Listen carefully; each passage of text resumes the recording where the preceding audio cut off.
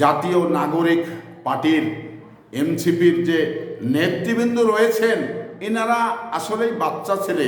এনারা রাজনীতির কি বুঝে বলেন? কারণ যদি রাজনীতি বুঝতোই তাহলে বারবার শুধু জনগণের তোপের মুখে পড়ছে।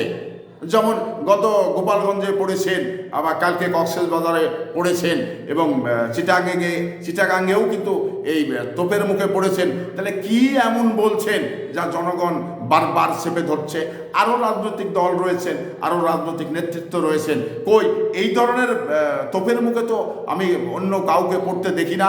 কিন্তু এনসিপি বারবার যে তোপের মুখে পড়ছে, বারবার যে মানুষের কাছে মানে ঘৃণিত বলে প্রমাণ হচ্ছে, এই জিনিসটা এনসিপি নেতাদের একটু শুধরানোর দরকার। এনসিপি নেতাদের মানে একটু সংস্কার করে বক্তব্য দেওয়া উচিত আমি মনে করি। তো সেই জায়গাতে তারা তোপের মুখে বারবার পড়ছে, এটা জরুরি হয়ে পড়েছে তাদের বক্তব্যগুলো একটু মানে চেঞ্জ করে দেওয়া।